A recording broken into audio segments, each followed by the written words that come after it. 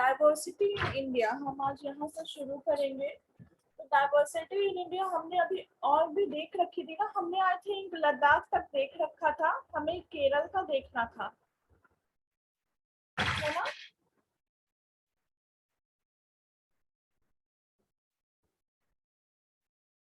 हमने लद्दाख का देखा था कि लद्दाख में पश्मीना वूल ग्रो होती है। लद्दाख जो है एक पैसेज है तिब्बत के लिए, वो कनेक्ट करता है तिब्बत को इंडिया से। जो लोग हैं वो ट्रेड करते हैं वहाँ पे। सारी फैमिली के पास गोट, काउ और बिजोस, जिसको याक काउस कहते हैं, वो होते हैं।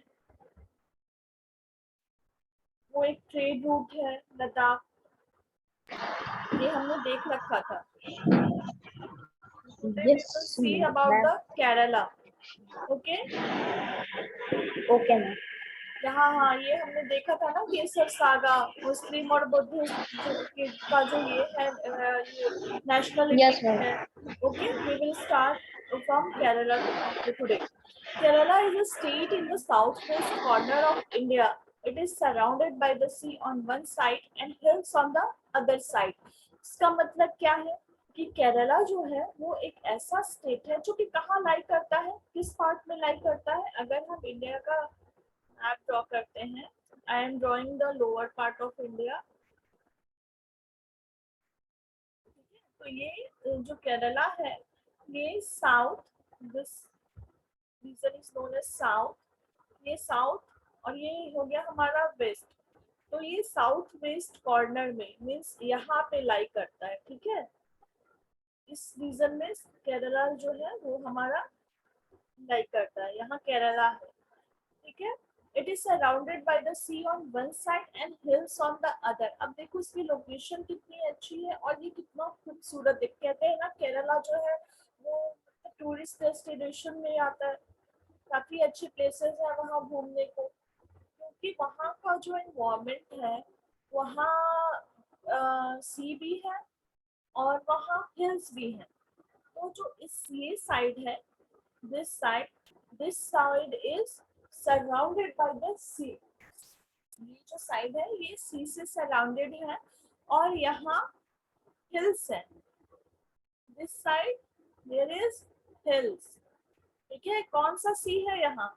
Arabian Sea. ये हो गया अरेबियन सी, ये हो गया पूरा Indian Ocean and this side Bay of Bengal, ठीक है। जो इंडिया है, इंडिया दो पार्ट में मीन्स ये जो इंडिया का साउथ ईस्टर्न पार्ट है, जिसे हम ईस्टर्न कोस्टल रीजन्स कहते हैं, साउथ ईस्टर्न कोस्टल रीजन, ये है बे ऑफ बंगाल से घिरा हुआ। ये बे ऑफ बंगाल को टच करता है और ये जो है एरिया ये अरेबियन सी को, ठीक है। गुजरात, मुंबई, केरला, गोवा, ये सारे अरेबियन सीज के कोस्टल एरियाज हैं, ओके। और यहाँ ये तमिलनाडु, ये जो है तमिलनाडु है यहाँ, और अंडमान निकोबार, ये सारे इंडियन ओशियन में है, ओके। एक दिन मैं तुम लोगों को मैप अच्छे से कराऊंगी। I will take a class for map, ठीक है। तो क्या है कि अब केरला का लोकेशन तो सबको पता चल गया ना कि केरला कहाँ है।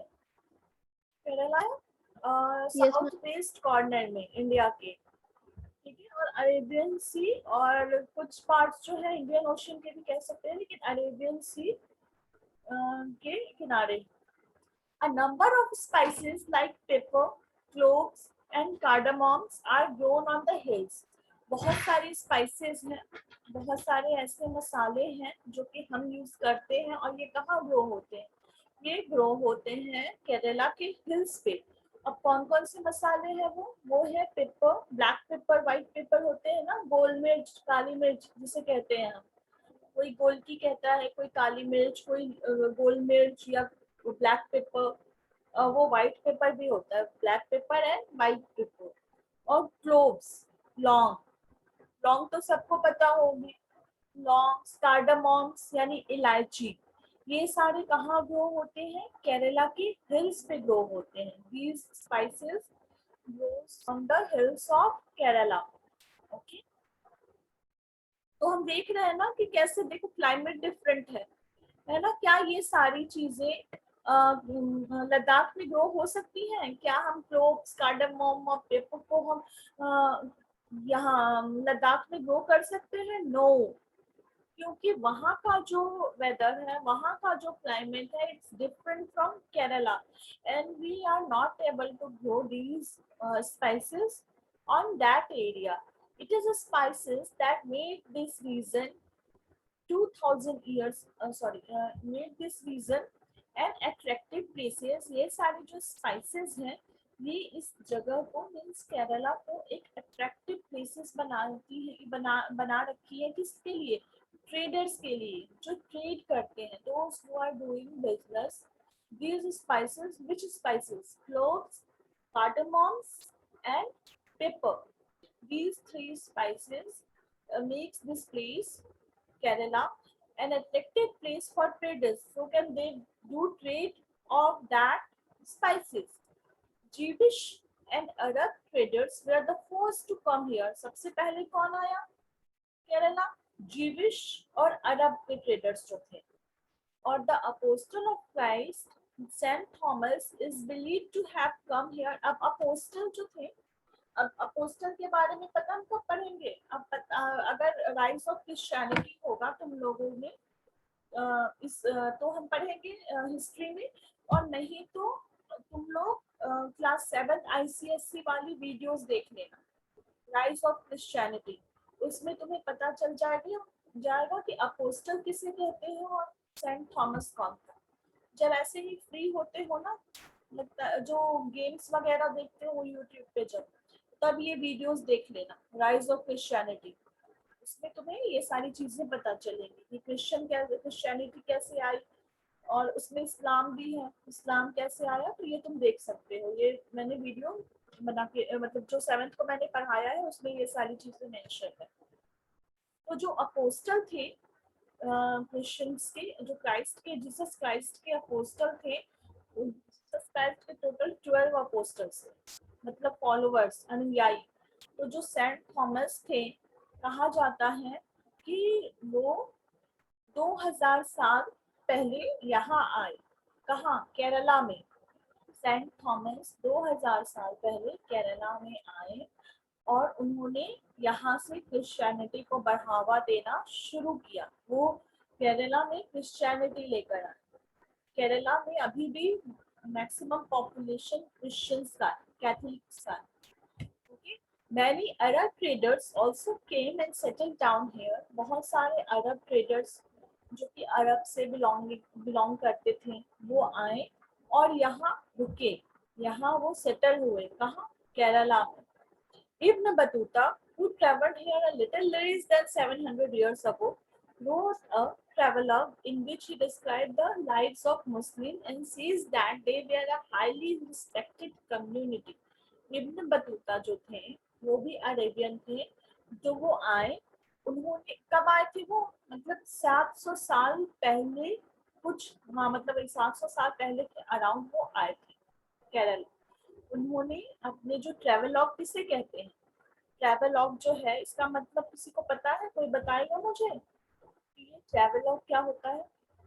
ट्रेवलॉग मीन्स हो गया कि वो जो ट्रैवल कर रहे हैं, जहाँ वो जैसे वो आए, उन्होंने ट्रैवल किया, उनके साथ क्या क्या इंसिडेंट हुई, वो उन्होंने कैसे ट्रैवल किया, उन्हें क्या क्या चीजें देखने को मिली. It's kind of a book.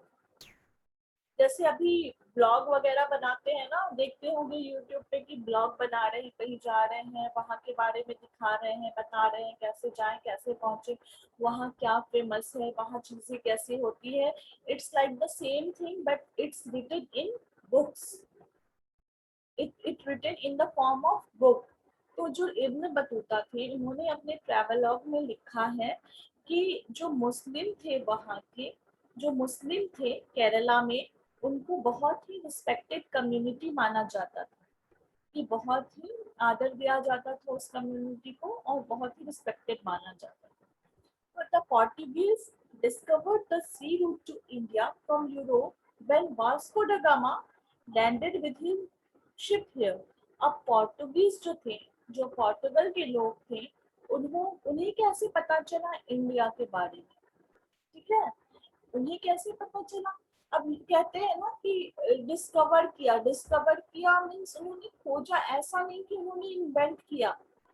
He doesn't invented India. India तो ऑलरेडी था, उन्हें पता चला कि ऐसी कंट्री है। जो वास्को ड गामा थे, उनको पता चला कि अच्छा यूरोप के अलावा भी कंट्री है। जब लोग एक दूसरे से मिल नहीं पा रहे हैं, जब कम्युनिकेशन के लिए उस समय कुछ नहीं था, वो फोन वो थोड़ी करते थे पहले। पहले तो उन्हें ये भी नहीं पता था कि अच्छा इंडिया में इतने सारे रीजन, जो इंडिया के लोग थे उन्हें भी नहीं पता था।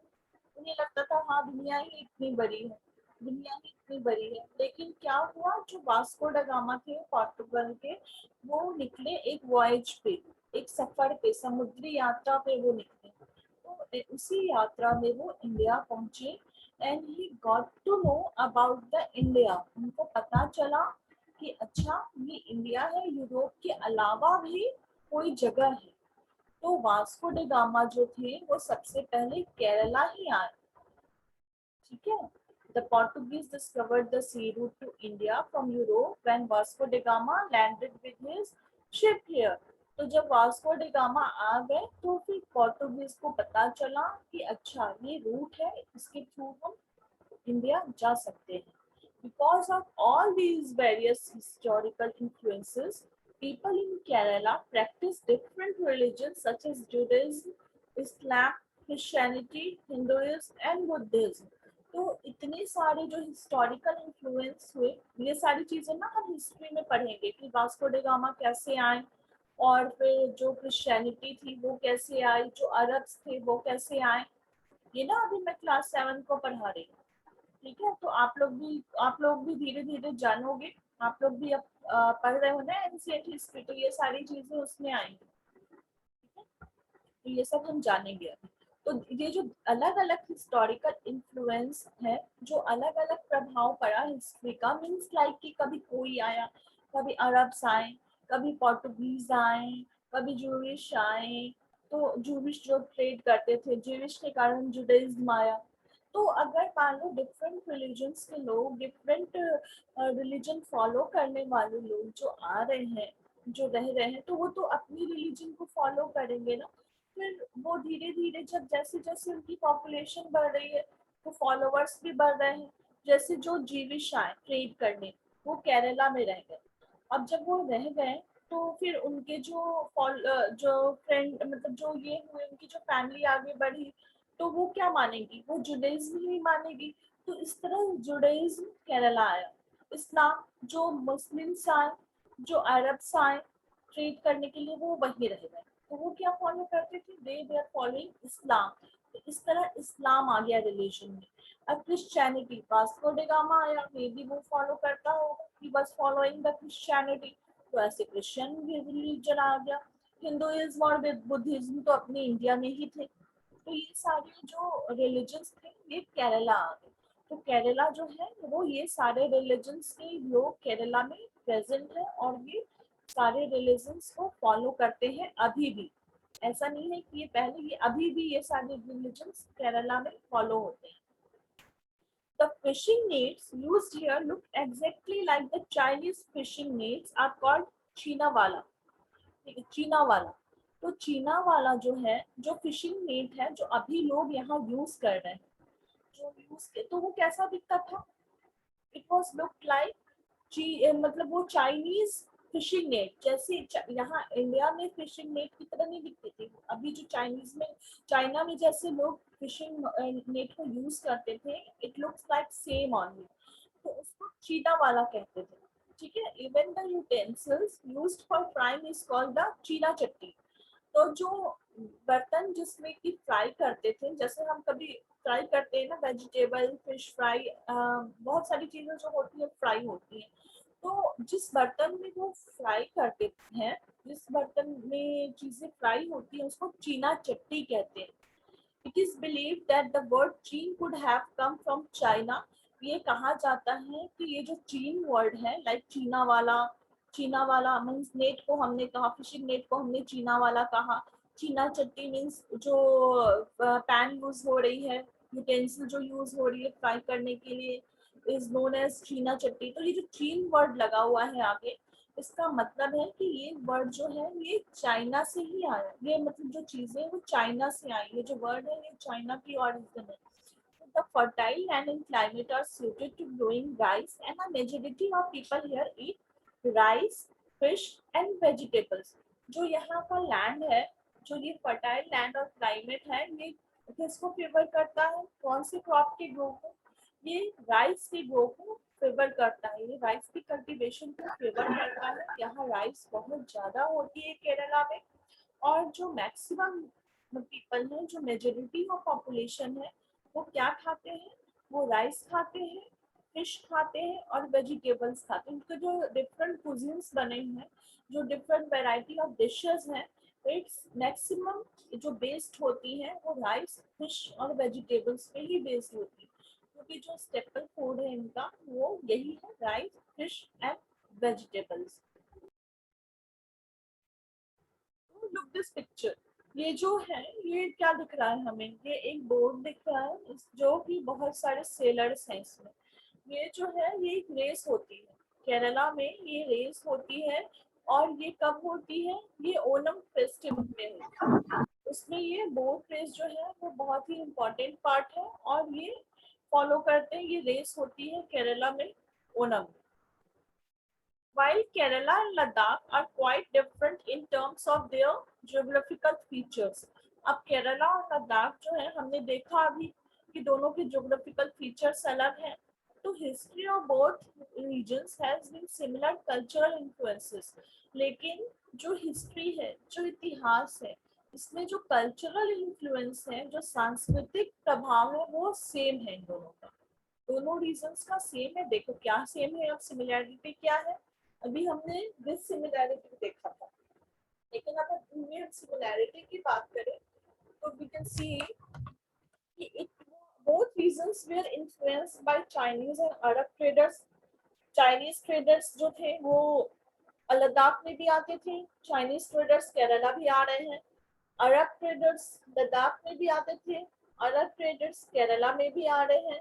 It was the geography of Kerala which allowed for the cultivation of the spices and the spatial geographical location of Ladakh and its oil that drew traders to these regions. अब भाई आते थे, लद्दाख भी आते थे और केरला भी आते थे।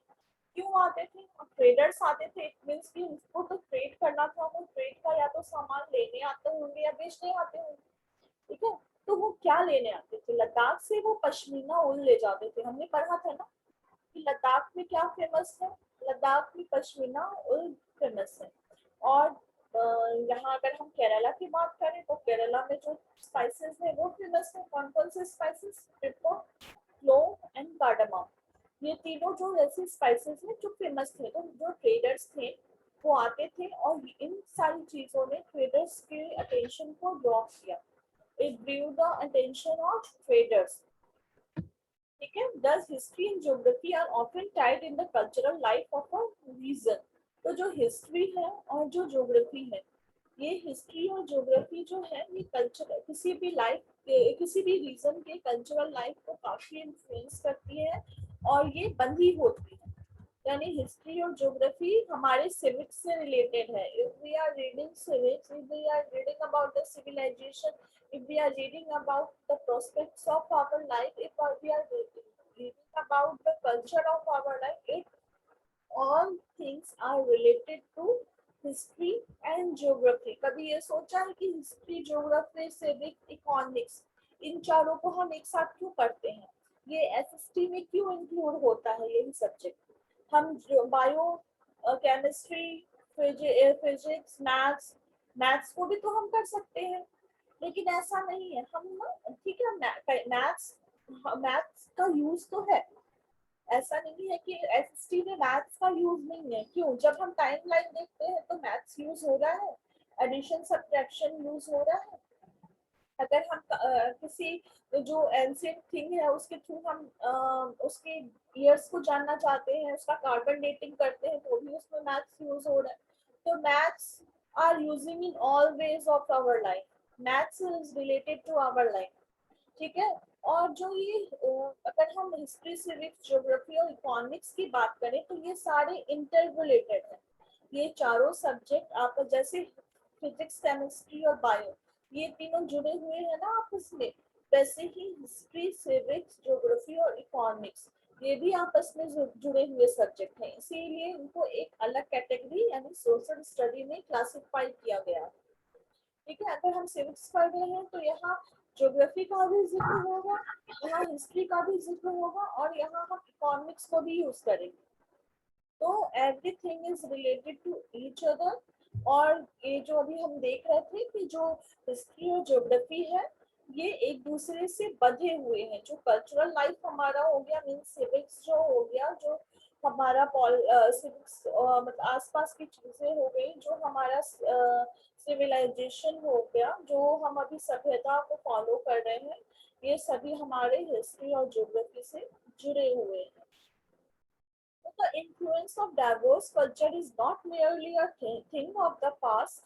Our present lives are all about moving from place to place for work, and with each move, our cultural tradition and way of life slowly become part of the new places we are in. ठीक है. अब जो ये diverse culture हमने देखा, जो हमने देखा था ना, डाइवर्स कल्चर हमने हिस्ट्री में भी पढ़ा था.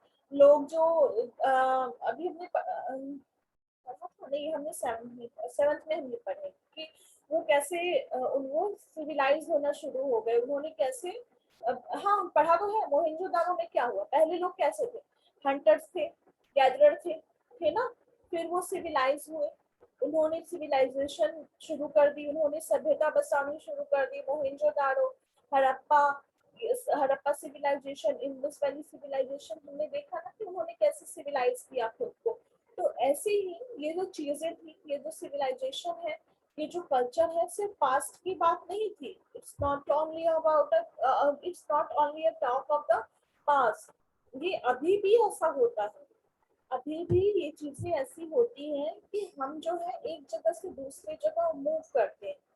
ठीक है. चाहे वो हमारा कल्चरल ट्रेडिशन के जैसे हम मूव कर रहे हैं, क्या जैसे कुछ लोग हैं वो जॉब के लिए उनकी पोस्टिंग मान लो किसी कंपटीशन के थ्रू या फिर वो जॉब पे भी ढूंढ रहे हैं, वो गए. कुछ ऐसे मान लो कि कुछ लेबर्स हैं जो कि किसी और रीजन में पंजाब चले गए. धीरे धीरे वो क्या करेंगे, वो वहाँ की कल्चर को एक्सेप्ट करने लगे, वहाँ के ट्रेडिशन को वो एक्सेप्ट करने लगेंगे. मैंने जैसे बताया था ना अभी आई थिंक पिछले क्लास या उसके पिछले क्लास में मैंने एक एग्जांपल दिया था महाराष्ट्र और यूपी. तो चीज हुई ना, वो यूपी वाले जो है वो महाराष्ट्र में गए, उन्होंने वहाँ के कल्चर को अपनाना शुरू किया. फिर जो यूपी वाले जो फेस्टिवल्स सेलिब्रेट करते थे, महाराष्ट्रियन जो उनके नेबर्स थे, जो उनके महाराष्ट्रियन फ्रेंड्स थे, उन्होंने देखा, वो अपने आप को शामिल हो करने लगे यूपी वाले फेस्टिवल. तो एक कल्चर दूसरे कल्चर की तरफ बढ़ी, लोगों ने अडेप्ट किया उस कल्चर को, उस ट्रेडिशन को, और धीरे धीरे वो हमारे लाइफ का, हमारे जीवन का वो पार्ट बन जाता है. We are adapt to that rituals and that culture and that tradition. Similarly, in our own neighborhoods, we live close to people from several communities. Our daily lives are about the ways in which we do things together and hear stories about each other's lives, custom and tradition. अब ऐसा होता है ना, जब जैसे school में ही जो हमारे फ्रेंड्स होते हैं वो अलग अलग कल्चर से आते हैं, अलग अलग ट्रेडिशन से आते हैं, अलग अलग कस्टम से आते हैं. ठीक है. उनका रीति रिवाज सब कुछ अलग होता है. अब जैसे बहुत दिनों बाद जब मिलते हैं, ठीक है, मान लो समर वेकेशन हुआ, समर वेकेशन के बाद आप लोग स्कूल जा रहे हैं, उसमें क्या होता है, सभी अलग अलग जगह घूमने जाते हैं. हो सकता है कोई समर वेकेशन में हिल स्टेशन गया हो, कोई अपनी नानी के घर गया हो, कोई अपनी दादी के घर गया हो, कोई या कजिन के पास गया हो. तो वो डिफरेंट प्लेस जाते हैं.